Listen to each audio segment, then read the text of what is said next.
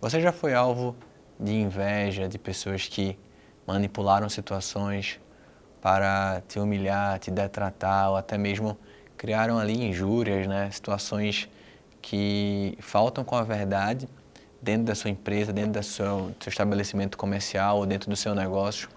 Quero te falar uma coisa, isso acontece com frequência se você está no papel de líder, se você está até no papel como um empreendedor trabalhando ali dentro de uma empresa. É comum aparecerem pessoas ao longo do caminho para estar puxando a nossa perna, tirando ali o nosso tapete e de fato nos fazendo o mal. Sendo que eu quero falar com você hoje sobre como a gente pode estar se posicionando em uma situação como essa. E eu quero estar ilustrando através de uma história, através de um homem, na verdade, chamado Daniel. Daniel era um cara que, assim como eu, assim como você, ele estava ali trabalhando. Ele estava ali dentro de um contexto, né, de funcionário, colaborador. Na verdade, ele era mais do que isso, né? Eu poderia dizer aqui que ele era um dos presidentes, uma das pessoas que tomavam conta ali no Império Persa. E o que acontece, pessoal? O Daniel, ele era um cara excepcional. Era um cara que estava ali em tudo que ele fazia de maneira excelente. No governo ali do reino de Dário, né, Dário Persa, ele constituiu ali 3 presidentes, dos quais Daniel era um deles. E Daniel se distinguia porque, de fato, ele tinha o espírito da excelência. Os demais ali ficaram com inveja dele, queriam fazer com que ele saísse daquela posição, queriam puxar o pé dele. E eles começaram a procurar, investigar alguma situação pela qual eles pudessem, né, denegrir a sua imagem e puxar ali o seu tapete. O que aconteceu?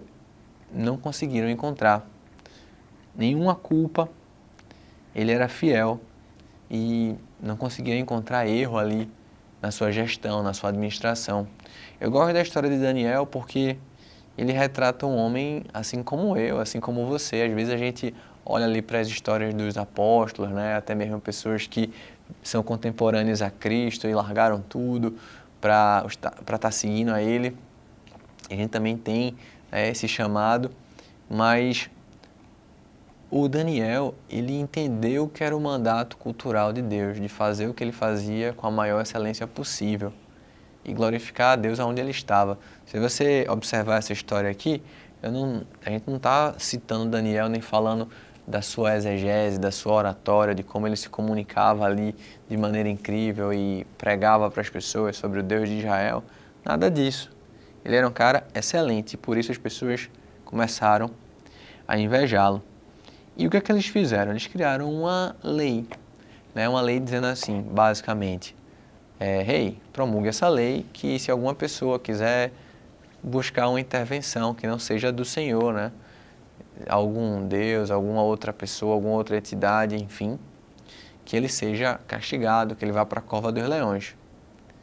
E o rei, ele aceita aquilo, ele não imagina que ia ter algum tipo de problema com Daniel. O que acontece, pessoal?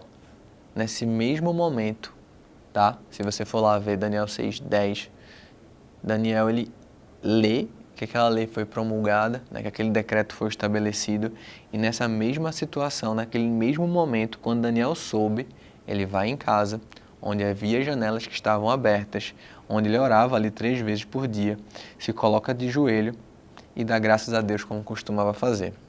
Então, observa que a situação foi estabelecida e Daniel poderia ter feito o que ele fazia todos os dias, mas ele poderia ter feito de janela fechada. Mas ele não, ele buscou fazer de janela aberta. E aqui ele traz exatamente o como a gente deve reagir quando as pessoas nos trouxerem como alvo de sua inveja, inventarem, manipularem, criarem uma situação adversa contra nós, contra você. O que é que ele está dizendo? Não faça nada. Continue fazendo aquilo que você sempre faz, confiando e buscando em Deus ali a solução para os seus problemas. Então Daniel ele não foi reclamar com ninguém, Daniel não foi falar com o rei, Daniel não foi se justificar, Daniel não foi tentar bater boca, Daniel não foi fazer nada. Ele foi simplesmente fazer aquilo que ele sempre fazia. Subiu até seu quarto, se colocou ali para orar. E aí o que aconteceu? O pessoal viu, trouxe ele, incriminou ele e ele foi para a cova dos leões. Então, isso aqui é algo que é interessante porque grande parte de nós trata o nosso mundo através de uma ruptura entre o secular e o sagrado, tentando trazer da seguinte forma, né? A educação pós-moderna nos trouxe muito isso. O que você entende como fé, sagrado, espiritual, você pensa nisso no domingo, no sábado e durante a semana do seu trabalho você vem para cá, né? São situações diferentes. Mas se você observar a história de Daniel, a história de Daniel é um cara que trabalhava, assim como eu e você, um cara empreendedor, um cara que cresceu dentro de uma organização, se tornou ali um líder do Estado. Na verdade, um empreendedor, um cara que constituiu ali uma autoridade. Não está falando aqui da igreja de Daniel, do templo de Daniel, nada, eles estavam exilados na Babilônia. E observa como a nossa vida ela é uma coisa só. Não existe isso de A e B, sagrado e profano. Tudo é uma coisa só. Daniel entendia isso. E quando a situação adversa, quando a maldade, quando a manipulação, quando a inveja chegou até ele trouxe para aquele em quem ele sempre confiava. Então que a gente possa ter esse espírito de Daniel, que a gente possa buscar essa intimidade aí com Deus, para que quando as situações adversas chegarem, inveja, manipulação, ira, a gente saiba a quem recorrer e não simplesmente revidar ou simplesmente ficar buscando ali uma forma de tentar contornar aquela situação. Daniel mostrou sabedoria, foi até Deus e Deus que trouxe uma forma de livrá-lo.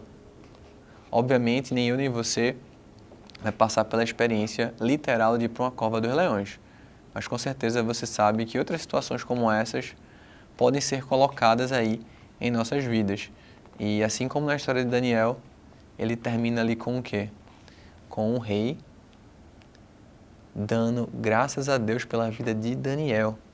Então que a gente também possa olhar para essas situações que acontecem em nossas vidas, situações que muitas das vezes a gente se desespera ou vê apenas sobre um prisma muito pequeno, né? Um foco ali apenas em nós, entender que o grande consumador da história não somos nós, a gente está ali como simplesmente passagem, como meio, como poeira.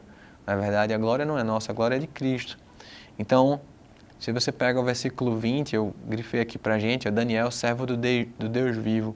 O rei testemunhou e fez um decreto pelo qual, em todo o domínio, os homens tremam e temam perante o Deus de Daniel, porque ele é o Deus vivo e que permanece para sempre. O seu reino não será destruído e o seu domínio não terá fim. E ele ainda termina aqui no versículo 28, Daniel prosperou. Então que a gente possa ter a coragem de Daniel, de mesmo em uma situação que contraria o nosso ambiente de trabalho, mediante inveja, mediante difamação, ele se colocou numa situação onde ele, tá bom, façam o que quiser comigo, mas eu não vou revidar. Façam o que quiser comigo, mas eu não vou brigar. Façam o que quiser comigo. Mas quem de fato é o responsável por toda a vingança, por toda a ira, por toda resposta ao mal que fizeram comigo, não é meu, é Deus. Então que a gente possa ter esse sentimento. Já fica aí o convite para você, se inscreve também no nosso canal aqui do YouTube. A gente sempre traz aqui reflexões diárias na nossa vida enquanto empreendedores da construção civil no início da manhã. Eu já quero te convidar também para o nosso grupo, segunda, 5h30 e sexta-feira, 16h30, onde a gente se reúne enquanto construtores e empreendedores para falar um pouco mais sobre isso, sobre esse nosso mandato cultural, sobre essa grande comissão na prática. Então, fica o convite, o link também está aqui abaixo na descrição do vídeo. Valeu!